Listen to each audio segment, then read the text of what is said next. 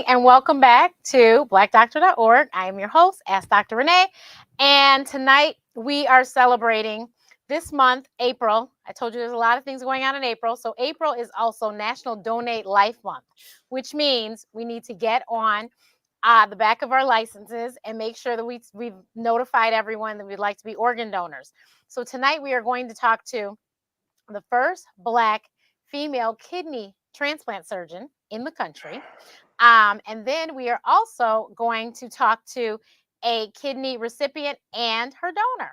So this should be a really interesting conversation. So first of all, everyone, please, whoever's watching, let us know where you're watching from. If you're watching the replay, put #replay.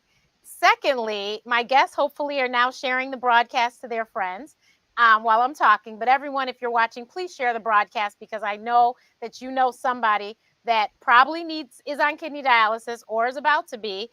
We recently talked about prediabetes and diabetes and type 2 diabetes. So these are one of the reasons, or many of the reasons, that people end up with kidney transplants. But please share the broadcast so that you can let this information get out, because it is important information. And we'll also talk about why it's important for us as Black people to get on the donors, to be donors. So without further ado, first I will introduce Dr. Scantlebury. Hello. Hi. Good afternoon. How are you? I am fabulous, and thank you so much for joining us. And then we have Nakia Bennett Carter. Hi. And then we have Angela Brooks, who you guys have seen before. Hello, and I'm busy sharing. Okay, perfect. Thank you. Me too. So, we're going to start with Nakia. Please share your story of how you ended up becoming a kidney recipient. Okay, and first of all, thank you for having me. I really appreciate the opportunity to talk more about it. With myself, my kidney disease came from me having uncontrolled high blood pressure, and from the moment that I was diagnosed with high blood pressure until the point where I needed dialysis, that span was about 10 years.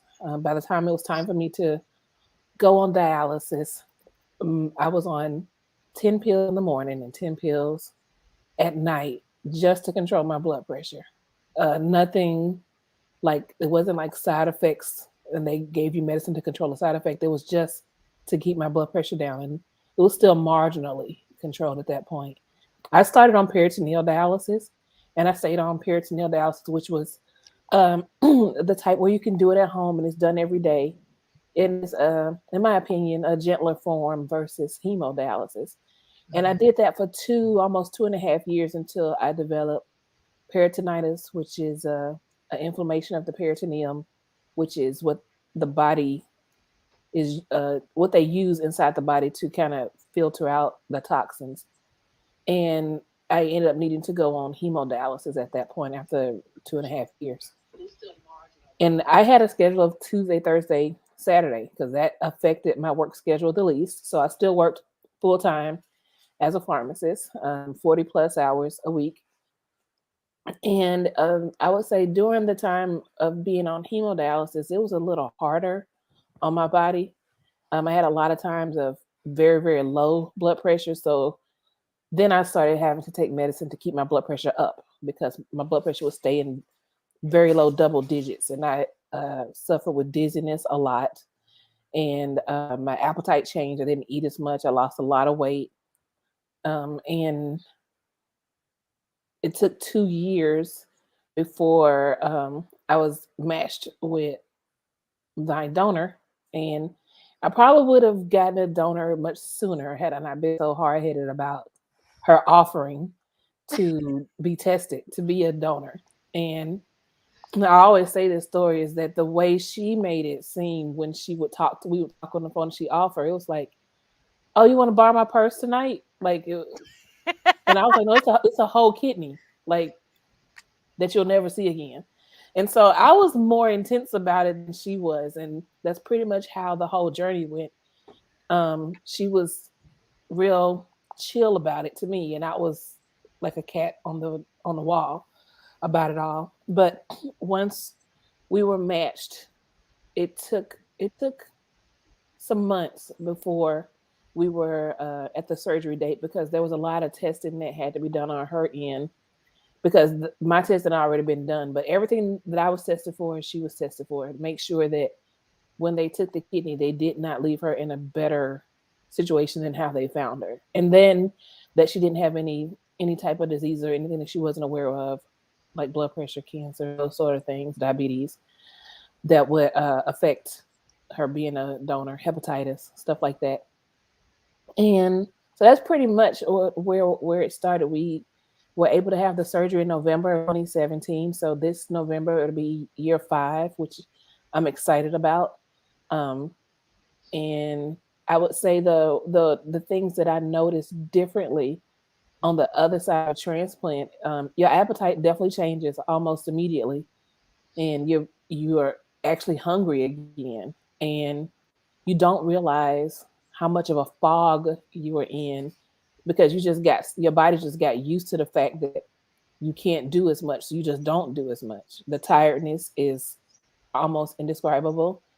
The dizziness is constant, and I had a lot of skin changes that improved after the transplant, but my skin got darker. I developed blotches from high phosphate levels in my blood. So all of that, thankfully, is behind me yet now, and looking forward to celebrating year 5. Awesome. What an incredible story. Right. Oh my gosh. That is. And how many pills do you have to take now? Now, 1, 2. If I got them done right, like how they're in the middle of titrating some, but basically about 4. Okay, that's good. Because Yeah. I'm on anti-rejection for life, and I just take 1 pill to keep my blood pressure down, and because that was the affecting thing that got me here in the first place, I'm the patient that's in there like, oh, it's 130/80. Yeah, let's up that dose to keep it way down because I want my numbers to be like the 117s, 120s. So, Yep. so I could probably get away with less, but I don't because I want my numbers down.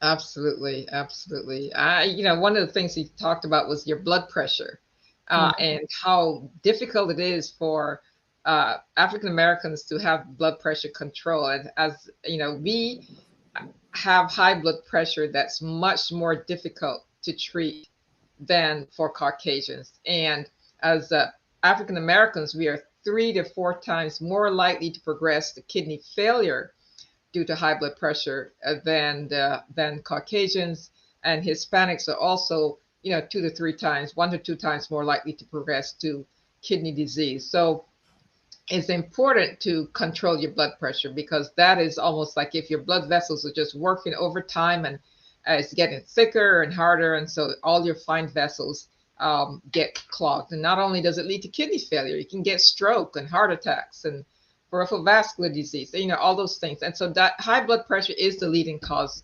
for kidney disease within African Americans, but diabetes mellitus, diabetes itself, is the leading cause of kidney failure overall in general. So it's very important to understand that. And while we tend to push people towards dialysis, whether it's hemo or peritoneal dialysis, it's important to understand that kidney transplants actually can occur without getting on dialysis. If you're aware that you're headed towards kidney failure, or you may be in kidney failure but but it's not sick enough to need to be dialyzed, you can get worked up and proceed to transplant and avoid dialysis. So thank you to your donor for stepping up and really encouraging you to take her kidney, because she had 2 and she wanted to save your life and give you 1. So that's very important. That is. Yes. So Angela, how did you talk about this with your dad? Like, how did you come to this decision? You just want to start stuff, Renee. You just starting stuff. So, it's so part of what Nakia doesn't say is like, I'm super uncomfortable if people are like, I saved her life, because I really didn't think that much about it. So I tell people, don't give me that much credit, because I just didn't put that much thought into it. And it really kind of, her surgeon laughed afterward, because he was like, did you do any research? Like, usually I think as doctors, you guys are used to people having Googled stuff and gone to WebMD, and I did none of that. Like, I literally didn't know where my kidney was until after the surgery, and he was baffled. he was like, it's like she just woke up one day and said, I'm going to do this. And that kind of was what it was. So the catalyst for it really was Nakia came to Chicago for my 40th birthday. And I might have known, but I don't know if I knew she was doing the at-home dialysis, whatever you call it. See, like I said, I don't know anything. But I could see how tired she was. And I was like, well, dang, can I just give you mine? And, you know, that's literally how it came up. I hadn't done any thought process on it. And I actually didn't tell her I was getting tested. I got the information from her husband because, you know, she had a disappointment before. And, you know, I didn't know if I'd be a match. So the worst thing in the world, I tell people now is if you're not sure you would do it, don't get tested. Because once I knew I was a match, I don't know how I couldn't have done it. Like, I wouldn't have been able to know that I had something I technically didn't need and she needed it and I couldn't, like, I wouldn't have been able to live with that. So what I do tell people, like, do think it through before you even get that test, because that would be something very difficult to live with for the average person, but certainly for me. But my family was definitely not supportive for a wide variety of valid reasons. Those weren't actually disclosed to me at the time because it might have changed my thought process, actually. Definitely not supportive. And I think in my talking about it with people, I just tell people that a lot of the research you find out there are for recipients. There's not a lot of information out there about what the experience would be like for the donors. And so my biggest concern was, I'm a triathlete. Will I be able to, you know, perform at the levels that I need to? And I'm not fast or anything. I just want to finish the race. And so I literally started Googling kidney donor triathletes. And most people who are donors, even if they're not public about it, they are willing to talk to you if you find them. So I found an Ironman athlete who had donated a kidney. And I found an article about him, and then I stalked him on Facebook and I inboxed him. And I sent him my number. I was like, I know this is strange. I don't know you, but I'm thinking about giving away a kidney. And he called me. It took him a while, but he did call me. And, you know, he donated in January and he did a full Ironman that November. And so I was like, well, if he can bounce back like that, and I mean, he was very competitive. So, I mean, I'm nowhere near that. I was like, I feel a little bit more comfortable. And so I think part of why I've made Nakia be a little bit more chatty about it than she's probably comfortable is because you don't see a lot of people our color talking about this at all. And you certainly don't see us, you know, I think we talked about disproportionately, we need we need to receive organs, but we disproportionately donate them. And so even if my journey doesn't get somebody to be you're not doing nothing with it on the, oh, am I back? Yeah, say it again. If this doesn't get anyone to go ahead from there. If this doesn't get somebody to be a living donor, at least sign the back of your license, because you can't do anything with it on the other side. And, you know, I think for me, what I learned a lot in the donation process is people are really excited to be helpful. Your village is very supportive in ways that you don't anticipate, and it may not be who you think it will be. And more importantly, I just think that, you know, I learned a lot about the medical process. Nakia and I both have a higher income than a lot of people. So a lot of the resources that are out there were not available to us. And, you know, it's not cheap. You're taking 6 weeks off of work. Some people go back sooner, but I wouldn't suggest that either as donor nor recipient. But, you know, there's a lot of things. I didn't know anything about FMLA. So I'm now an expert on a whole lot of things that I probably am younger than I would have thought. I wouldn't have thought I needed to know that in my 40s for sure. But I worked for the Chicago Housing Authority at the time. Our people donated time. So I got you could get up to 2 weeks of time donated to you. So our HR person was like, Angela, people really like you. You could have actually gotten all 6 weeks. That many people were willing to donate, which was just kind of very humbling. So it's a very humbling experience because people are just so overwhelmed. And I think to Nakia's point, I think most people took it a little more seriously than I did. Because I was just unbothered, but I had friends who knew a little bit more than me, and they were like, "No, this is pretty serious. You're, you know, giving away a whole organ." Yeah, not a purse. But it's also a reflection of my personality. I don't take very much that seriously anyway. But you know, I'm in a lot of living donor groups, and a lot of people are super gung ho. They're like, "Ooh, now I want to give away part of my liver, so I probably will never donate blood again or anything. Like I'm good on this side of glory." And I tell people all the time, I wouldn't have done it for a stranger. So, you know, bless all the people who see the signs at football games. If you're this type of blood type, call me. I wouldn't have done that either. But I will say my process was pretty smooth. I have another friend who had donated a kidney a few years before, and she's like, get in the shape of your life before. And she's like, really do Pilates and get your core strengthened because it will help you with recovery. And I really didn't have any problems in recovery. I think I came to the wheelchair to see Nakia that day, but I walked down the day after. We were in Nashville, so I stayed at a friend's house. So when I came from the hospital 2 days later, because they did put me out of the hospital, I was going up and down stairs. I probably walked a mile about 6 days in. So I was pretty mobile. So I didn't have any recovery issues other than I was tired. For me, I was really tired. I'd say, honestly, the first 3 months, but then that started balancing back. So other than that, I would say that I remember a couple of times, because you did a really good job of kind of blogging afterwards. And I remember you were still in Nashville and you said, I'm going to go to the mailbox. And you was like, I went to the mailbox and came in and took a nap. And I'm like, why is she trying to do so much? And for me, I felt like I had been shot out of a cannon for like maybe the first year. I felt like I live in Nashville. I feel like I could probably walk to Chattanooga and have no issues. That's how I felt. And it was just one of those things where you don't realize how much of a fog you had been in and the things that you had just gotten used to. I got to the point to where I didn't really drive that much, because I would, if I stopped at a red light, I'm probably going to fall asleep. And then for some reason, your eyes are extremely sensitive to the sun. So I was always wearing sunglasses when I was outside. And this is before the transplant. And it was always cold, because you're at an iron deficit when you're always anemic. And I remember it was a summer.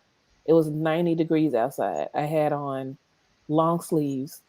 I had my windows rolled up and the air conditioning was off, and I felt great. My husband was like, you're going to kill everybody else. But and I would always have I had a heating blanket in the summertime. And my husband was like, no, you need to get that in a twin size. Nobody else is hot but you, cold but you. But it was one of those things where you just figured this is life. So being able to start over again and just have a new appreciation for the new normal. Because I feel better now. I just had a birthday last week, turned 47. I feel better at 47 than I did at 37. And I don't know how many people can say that. Right. Congratulations. And one of the things people don't realize, that when you have kidney failure and you get on the list or you diagnose it at stage 5, is you have less than 20% of your kidney function. By the time you get to dialysis, you may have 10% of your kidney function. Dialysis does, it cleanses your body every other day, or even to a small degree. And so, but your kidney function doesn't return any greater than, say, 18%. So you're going to have 90-something% or 80-something% of metabolites, or your waste products, always in your body, because the machine can't do what a normal kidney can do. And so just imagine if you're accumulating all those waste products and not excreting them, eventually they're going to accumulate. That's what gives you the brain fog, because now you have these bad substances accumulated in your body. Phosphorus isn't cleansed by the machine. So your phosphorus accumulates. And where does it get deposited? In your skin. And your tissues. So gradually that buildup of phosphorus is going to discolor your skin. And you find that people on dialysis will get darker and darker on hemodialysis, much more so than PD and then peritoneal dialysis. And so anemia is also a side effect of kidney disease, because the hormone that reverses anemia and allows us to make hemoglobin, erythropoietin, is made by the kidneys. So if your kidneys are failed, you don't make erythropoietin. So therefore, you're always going to be anemic. And so while you're on dialysis, we have to give you augment your blood with erythropoietin to help you, so you're not so anemic. But you never get past that anemia. They only allow you to get a hemoglobin of 9, which is still going to be anemic. So those are complications. And just imagine years of dialysis and that stuff just accumulating in your system. So for you, being able to get off dialysis and get a donor is able to restore your system and get rid of, now you have a kidney that can cleanse get all those things out of your body. So Oh, yeah.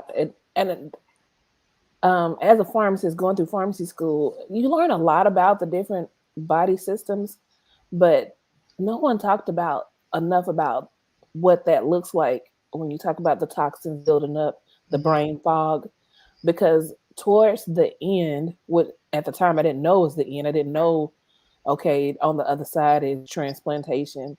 It got to a point where I remember being in the pharmacy and I was trying to verify a prescription, and I could read that the prescription was for penicillin, and I could read that the bottle said penicillin, but my brain could not connect that both of those were the same thing. mm, And I was like, okay, time to go home today. Bring in pharmacist number two because this is not clicking. And I remember a patient was like, "Oh, I'll just come back for my prescription. What's you all's phone number?" At that point, I had been working for that company for 5 years. I said the phone number every single day, but I couldn't say it. And I was like, well, I wrote it on the back of the phone. Let me just go look right quick. And I saw the numbers, but it just did not compute what those numbers were to be able to verbalize it. And that's when I was like, okay, it's time to take a step back, um, and really see if there's anything that could be done. But I remember telling my husband, I feel like I'm getting dumber by the day. So mhm. yeah, that brain fog is something else. Yeah, and I think on our side as transplant doctors, we get upset, or with patients as they go through the evaluation process and they take a long time, and we make appointments for them and they're too tired to go to the appointment. They said, yes, they had dialysis and I felt really bad, so I didn't go that day. And you have to understand that, we don't, they're not functioning normally. Mm-hmm. And that's the advantage of saying, okay, you need to get out of this rut and figure out a way to get off dialysis, because that's going to change. That's going to help your mind. Yeah, That's going to change your ability to function much yeah, better than dialysis machine. yeah. I don't. In those 2 years of hemo, it was easy when it was at home, but in the whole 2 years of hemo, I think the whole 2 years I only missed one time, but I was afraid to miss because I thought your heart is already working hard and you're already at this deficit. So to miss a day is really like missing 3 days almost the way the Mhm. schedules go. And heaven forbid if you miss one of those days where it is 3 days in between, like a Tuesday, Thursday, Saturday. If I missed a Saturday, then I wouldn't see them again until Tuesday. Well, it's not like I'm gonna stop having water or juice or milk with syrup, none of those things that you normally do. And even if you are controlled, I think my limit was a liter a day of fluid, in any kind of form. It was a liter. Those 3 liters still add up if you miss a day. So it was important to me to be there, and I will have to be there at 5:45 in the morning. And they would probably finish around 10:30. After 10:30, and I get off the machine, I would go grab lunch and go to work. And I would work. I'd probably get to work about noon, and I would work from noon to 7, just so that I could make up a couple of hours. So, and the doctor asked me every single time he saw me, "Are you still working?" And I kept like, "Yes, I'm still working. Like, what else would I be doing?" But I realized later that a lot of patients can't continue working. So I don't know what that attributed to. Is just my determination to not not let it overtake me in that way. But it was, and I still had a trainer. I still worked out because they explained to me that I had to keep my BMI below a certain number or else I wouldn't be eligible. And I was like, well, there's no way I'm going to let overweight be the reason. So Yeah. I got a trainer and I kept my BMI down just so I could stay on the list. And so while you were on the list, how you were on the waiting list, did you get any calls for deceased donors during that time? No. Okay. And we need to understand that the reason why is that we have we have so many people in need, over 90,000 people on the wait list of waiting for kidney transplant, but less than about 30,000 each year will get transplanted as more people will add. And so the average wait time in some places can be 10 years, in other places it can be 12 years. And in places that are fortunate, you'd be able to get a kidney in 5 or 6 years, but that's still so many years on dialysis, which is why it's important to, one, encourage those around you to consider being an organ donor. Like Angela said, we can't take them with us, and so many people within the African American community don't want to be donors. They're reluctant to be donors. They feel, there's a lot of mistrust of the medical system, but mostly it's also a lot of religious beliefs that feel like, I need everything I have to take with me. But that's not what we need to take with us.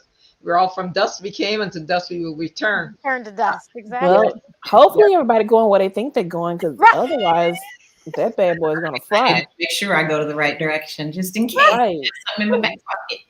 Right. I think one of the things, I do have a question from a medical perspective, because it seems like different kidney centers have different criteria, particularly around BMI for donors.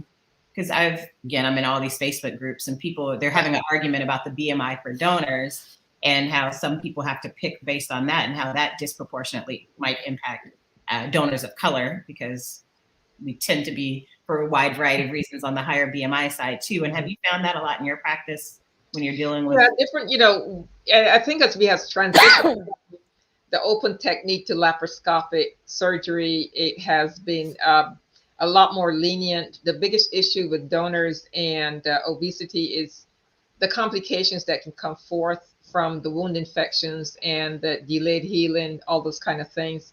We worry about in the BMI cutoff for some programs is that you want to make sure that that person, if they're larger than normal and you take one of those kidneys, will that remaining kidney work too hard for that person's body mass, and now will be more likely to have what we call overfiltration, because now it's used to 50 to take on greater work. So you also do it to protect the person. As you say, okay, we all going to gain weight later in life, but if you take one of your kidneys out, you have to be careful with gaining more weight because you may be more susceptible. So on a medical standpoint, it's really about protecting that donor long term, because obesity itself can contribute to kidney disease. And so it's also really about making sure that you minimize the complications. So losing weight so that the wound infection and the complications afterwards are also important. I see. I want Dr. Scantlebury to please, how did you come upon wanting to be a kidney transplant surgeon? Well, actually, I trained at University of Pittsburgh. I wanted to be a pediatric surgeon because that's what my mentor was. And I went out I did my research in transplantation surgery to better qualify to become a pediatric surgeon. Went out to University of Pittsburgh, and there we were did a fellowship in multi-organ transplant surgery. So in that 2 years, I learned to do liver transplant and kidneys and adults and kids and pancreas transplant. And initially, my goal was to become a pediatric, merge pediatrics with transplant, and I focused on pediatric transplantation, doing both livers and kidneys, but then gravitated towards kidneys because as I had my children, I can balance. It was a little bit easier to not be there all during the middle of the night, but to be able to work more with assigned cases. And then gradually, as I realized that there was much more attention when it came to inequities within transplantation, because we had end-stage renal disease network, and you have a way of figuring out who is on dialysis. And Dr. Clive Callender, and I wanted to correct you, I'm the first female African-American transplant surgeon, because there were men before me.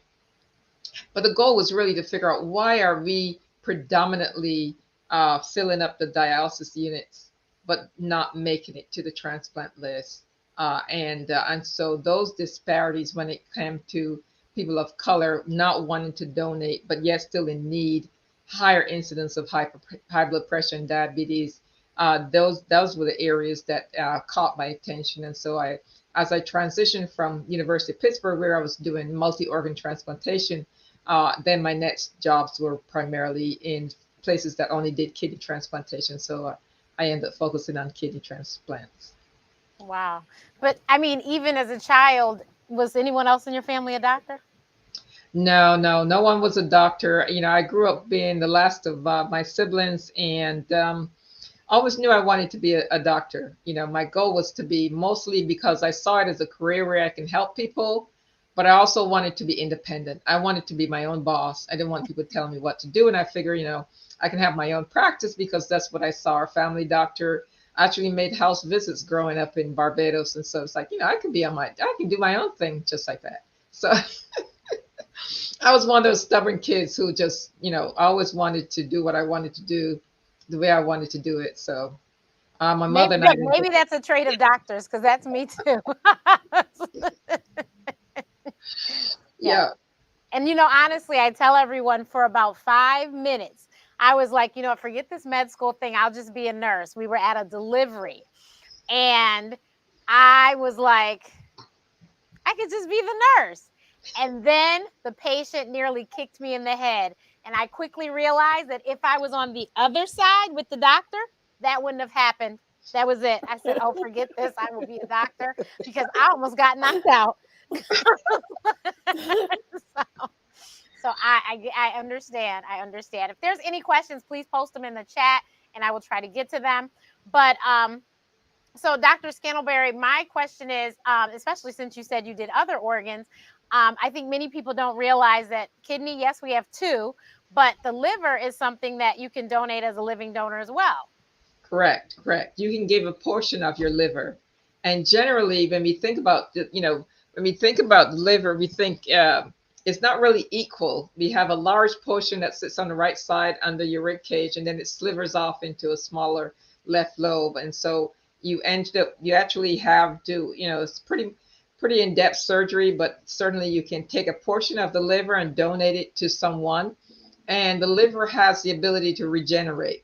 So would actually continue to replace itself, and that will regenerate that area that was removed. So the way God made this fantastic body of ours, a lot that we don't understand, but we have the ability to donate a portion of our liver.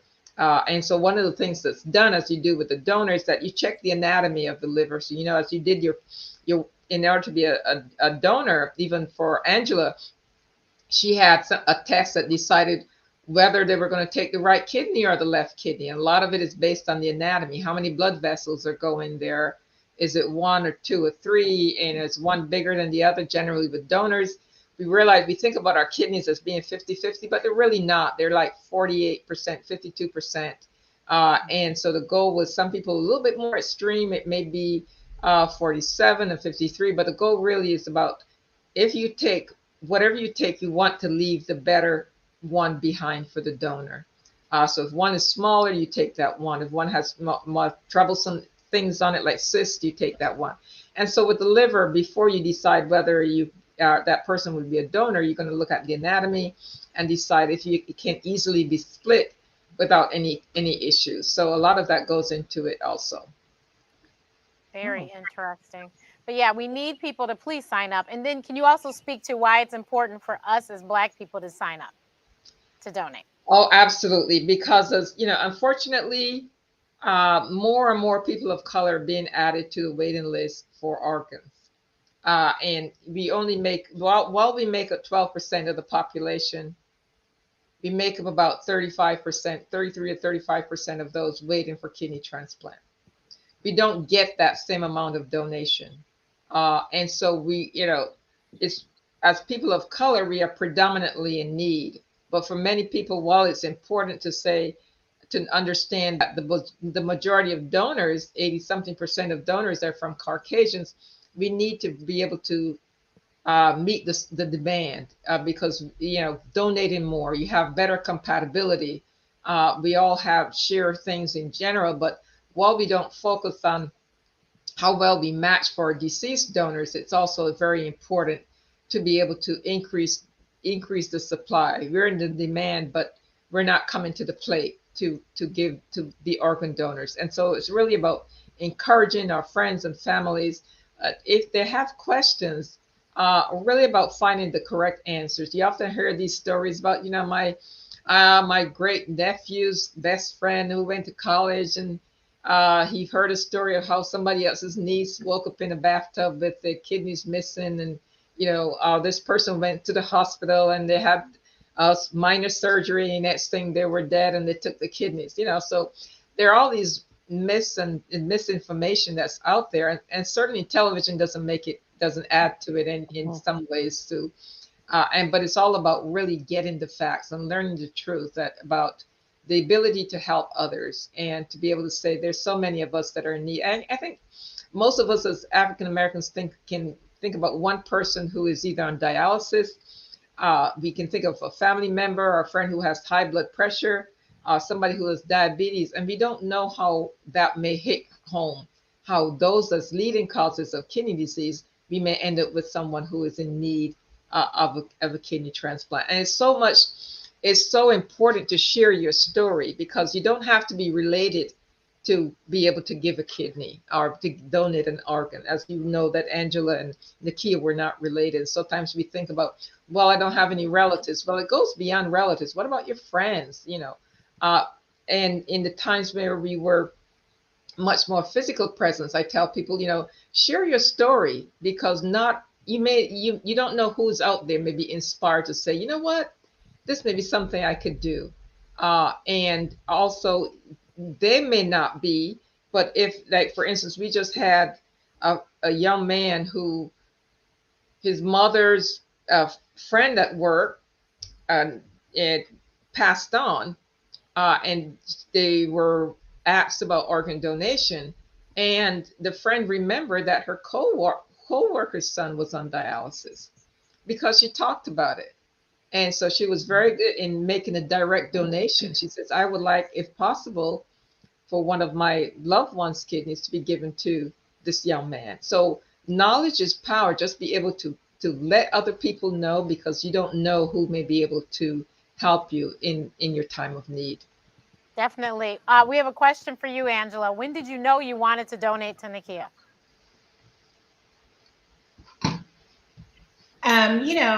I think it really was just when I saw, I remember very clearly, it was my photo shoot for my 40th birthday party, and Nakia was like super tired.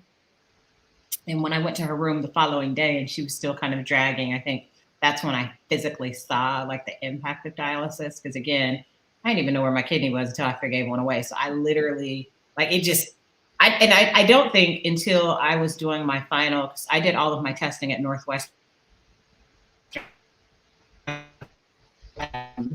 psych evaluation in Nashville. And so when I went down for that, I saw Nakia at the dialysis clinic, and I think that's when it clicked. I didn't know what dialysis was until that day, and like at that point we're a year in. But when I saw the impact of what it was on her, I was like, well, I mean, I don't need this thing, I guess, and just seeing what it was. And I think for me, I'm a visual person, so seeing, like, talking to somebody on the phone and hearing them being tired versus literally seeing them dragging is a visual impact, and that's really what it was. But wow. It wasn't until I physically saw her at the dialysis clinic that I actually understood what dialysis was. And I think the average person probably doesn't realize what it is either. So these kinds of conversations help, because I don't know, I guess I thought I don't know what I thought it was, but I definitely didn't realize it was literally taking everything out and putting it back in, and it took hours of the day. Like, I definitely 4 didn't hours, right?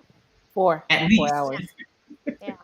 So I yeah, had a friend that had chronic kidney disease, and he was tip-top shape, no high blood pressure. It just, all of a sudden, he got chronic kidney disease. Mm-hmm. And I forgot how long he was on the list, but we met via the internet, and we met on Twitter. And so we finally did meet in person. And when we met in person, he was really, really bloated. And he was, and I could tell he was sick. And he died on my birthday. Was that the year after that, I think? I was just devastated. But he had a lot of siblings, and no one would donate to him. And then I think one person said they would get checked, and they didn't. And it was just awful. I was like, it felt so bad. It was awful. But there's a question for you, Dr. Scantlebury. What's the number one reason someone's transplant will fail? Generally, what we call chronic rejection. And, and I tell people, unless you have an identical twin, this kidney is not going to last forever, because your body is not designed to tolerate things, even with medication, forever. So gradually over time, your body will slowly work away at that kidney. And the goal is to figure out what's that, can we maximize that? Can we get 5 years? Can we get 10 years? Can we get 15 years? There are few people who are beyond 20 years with a kidney transplant. And we say, you know, you really have good harmony with your donor, your immune system accepting that kidney. And that's why you need immunosuppression. That's why you need the anti-rejection medicine to allow your body to not recognize that kidney as foreign. And so it becomes important to get your numbers checked, to get those biopsies, or now we have a lot of blood tests that replace the biopsies, to check to make sure that there's not that slow phase. I said, you know, it's like having a car. You buy a car, whether it's used or whether it's new, you have to make sure that you constantly checking to make sure that it's running well. You take it into service. That's when you go back to the transplant centers, you get your blood work. Every now and then you have to check that engine, whether or not it's making sure that there's something there. You may have a little rejection every now and then. Some people do, and then we may be able to detect it and reverse it. And so the goal really is to make sure that you're well monitored, that you don't have anything that's going to overwhelm your system. And gradually with immunosuppression, we're going to decrease those doses till we think that this is just about all you need. But you also have to be careful is that as long as you have that kidney, anything can upset the wagon. You get an overwhelming infection or something that calls up on your immune system to now defend you. You get a terrible infection, and now you call out your immune troops to work harder, and suddenly your white cells said, you know, hey, I didn't see that kidney there before. And now you spark something down the line. So it's important. You're never free from that. So it's also important to keep that in mind. Infections are another thing that we worry about, and which is why we always keep patients to say, let us know when you don't feel well, because your immune system isn't there to protect it, as well as because of the anti-rejection medicine. So those are things that we constant, why there need to be surveillance long-term to make sure that you hold on to that kidney as long as possible. And it's also why they always say you have to make sure that there is a compliant patient, because Yes. you have to take this medication forever. So you have to be compliant. And Yeah. if you're not compliant, I mean, why would they? You see the numbers are very skewed. So why would they waste a good organ on somebody who is clearly not going to make it past year one because they don't take the medicine? Right. And, you know, it's important because if you think about having kidney disease, your numbers, you don't feel abnormal. So for patients who have rejection, you may feel no different. You may go for months and not know that there's something wrong, which is why it's important to get your blood work checked. And when you miss those medications, tell patients that your anti-rejection medicine is there to like cloak your kidney so that your immune system doesn't recognize it as foreign. But you miss your doses, and suddenly, you know, if you watch Star Trek, there's a break in that. And now it's like, oh, now you're coming into view, you know. So yeah. Definitely. Somebody said, I believe I still have an organ donor notation on my DMV ID, your driver's license ID. Yep. Never knew you could donate part of your liver. See? Yeah. That's why we talk about it. Because I definitely as a living donor, but as you know, as a deceased donor, we can take one liver and split it into two. You can, you know, as a deceased donor, you can donate your pancreas, your small bowels, your heart, your lungs, eyes, skin, bone, tissue, all those things matter. Sure they don't want my eyes, I'm pretty sure. Look, me neither. Me neither. And not my lungs either. But not these asthmatic lungs either. But yeah, you and how often do they do pancreas transplants? Oh, very often. Often. Pancreas transplant are done for diabetics, but type 1, not type 2. And generally the goal is to be able to, a lot of young people, the goal is to be able to catch that, really reverse the, you know, if diabetes, you have to be more end stage where you're uncontrollable to benefit. The goal is, what are we doing to benefit you? You know, if you have underlying heart disease and major complications, some people lose their vision from diabetes, all those kind of things. So many people with type 1 diabetes from a young age are really have suffered tremendous complications by the time they get into their 20s. and 30s. So the goal is really to prolong or to halt the disease process by reversing, at least replacing the insulin and stopping the progression of further diabetic changes. Somebody said, with this being quite the journey, that is, talk to us a bit about the mental health and emotional side that might be a part of this whole process for both the donor and definitely the recipient.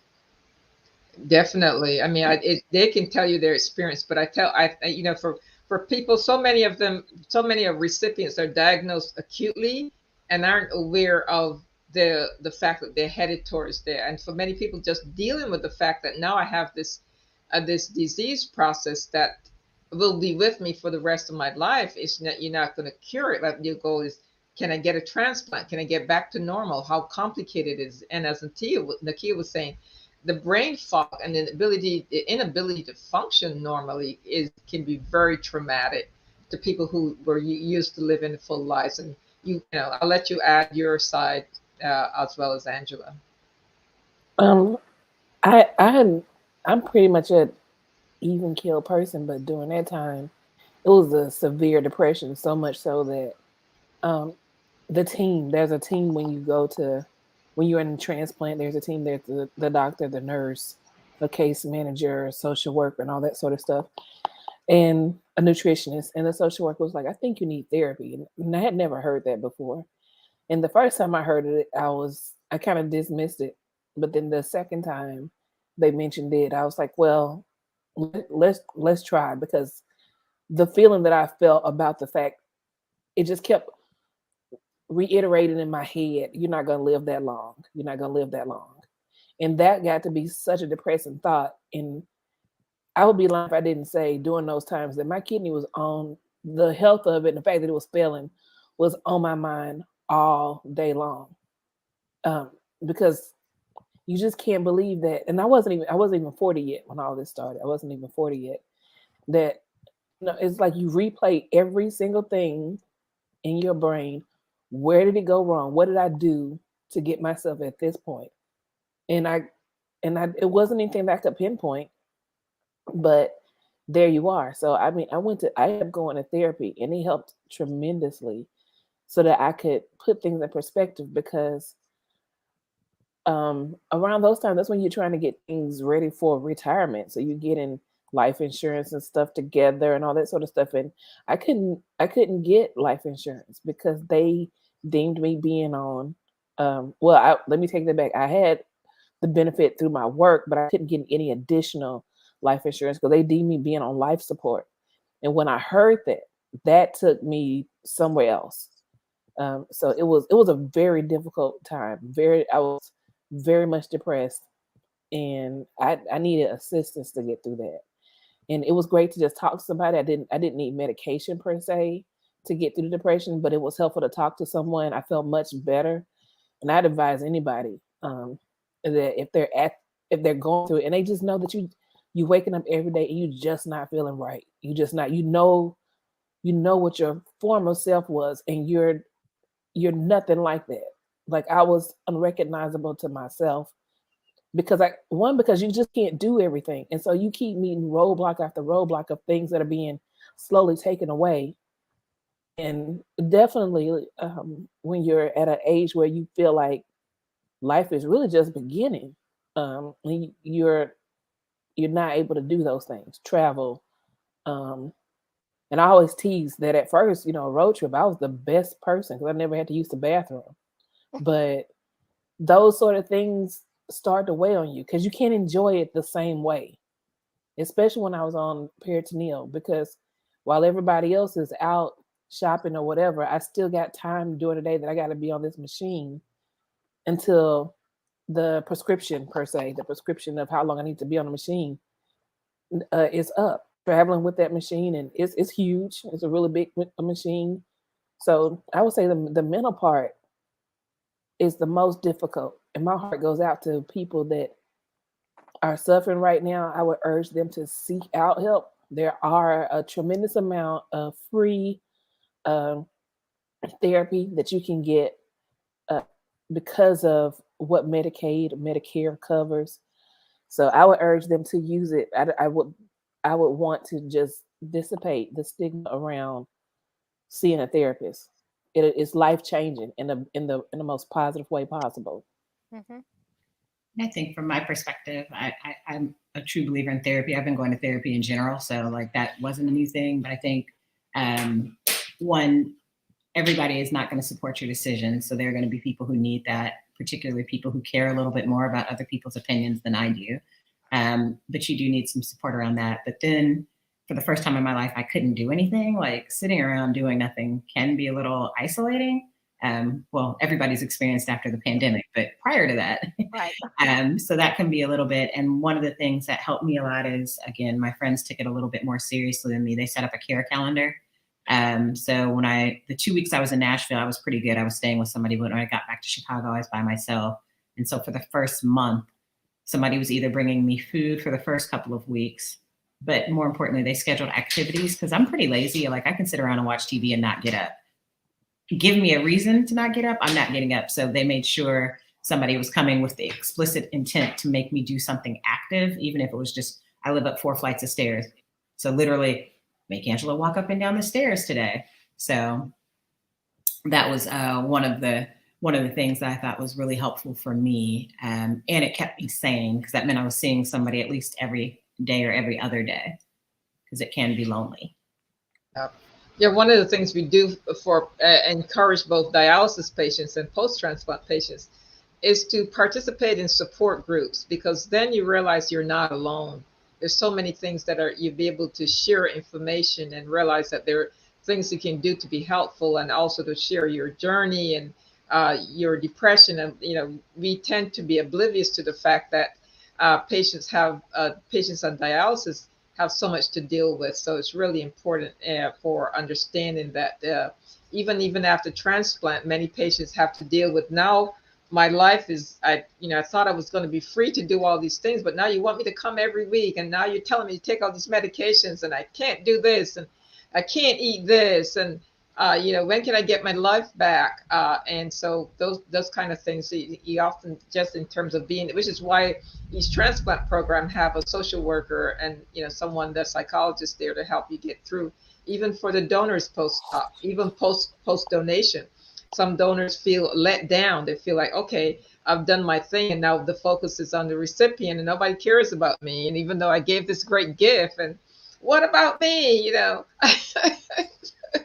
We have a heart transplant recipient. She said, many of my fellow heart transplant recipients have had to have kidney transplants. Might you be willing to shed some light on why this happens? Yeah, unfortunately, our two leading drugs that prevent rejection, both cyclosporin and tacrolimus, are all nephrotoxic, meaning they can have side effects on the kidney. And so it's important. We see many patients down the line who have had liver, but mostly heart, because for heart transplants they require probably a little bit more medication to prevent rejection than, say, absolutely more than liver. And if we have a liver kidney patient, it's really geared to the dose is regulated for the kidney, not the liver, because the liver doesn't need that much. But if we have a heart and you want to monitor, and that medication may be based on protecting the heart. However, you may have an insult on the kidney in order to prevent the rejection. So for many other organs, it's really about coming up with a combination of medication that's not going to eventually lead to not put all the work on the one medicine that's going to put a strain on the kidneys. So you'll see a combination of 2 drugs or 3 drugs to minimize the effect on the kidney long term. And then somebody wants to know, is it better to get a living donor than a deceased one? If you have the ability to get a living donor, certainly get a living donor, as long as that kidney is healthy and worth your while. Certainly, if you are a 25-year-old and your living donor is 70, I may not advise that, because it's too much of a difference in age, and you may not get too much leeway out of that. But certainly, if the person is young and healthy, most living donors, we're not going to take a living donor unless it's a healthy kidney that's going to serve you well. Some deceased kidneys run the gamut. Some of them may not work immediately. Some of them may only last a few years. But I tell patients as they get on the list, if you have the ability to ask questions about your donor, it will give you some idea of Not all of them are going to be perfect because, you know, just like a car, you can get a used car and you still get 10, 20 years out of it. You may get a new car, you may end up in a crash and it doesn't last you that long either. So it's really about how your body adjusts to that kidney. And if you have the ability to get off of dialysis, because what happens is that your overall longevity and how well you do after transplant is really tied to how your body deteriorates on dialysis. So the longer you sit on dialysis, the worse your body will deteriorate, the more it will deteriorate. And so you're going to maybe be faced with less longevity even after kidney transplant. So if you have a living donor, go for it. And especially living donors who do triathlons. Right. Absolutely. Living donor, healthy with 2 kidneys, no medical problems, and in great shape. Well, ladies, this has been very informative, as the audience has been saying. So thank you so much. And everyone, please make sure you are donating once you are gone. And then if you can be a living donor, and you know, look into it and see if you could help somebody out. And if you're thinking about it, feel free to reach out. I'm easily find. Yeah. And most importantly, let your family know your decision. We don't want you to think that you're going to be a deceased donor, and if something happens to you and then your family disagrees and don't follow your wishes. So discuss it with your family so that they're aware of what you would like to happen after you're gone. And don't believe the hype that they say that the doctors don't try to save you because you're a donor. No. That is not true. I've heard that way too many times. That is not true. Trust me, I heard it a whole lot when I made this decision, and it's amazing. And it's the also thing I'd want to say to people, like, if you know of someone who is considering it or is doing it, keep your negative thoughts to yourself. It's not the time.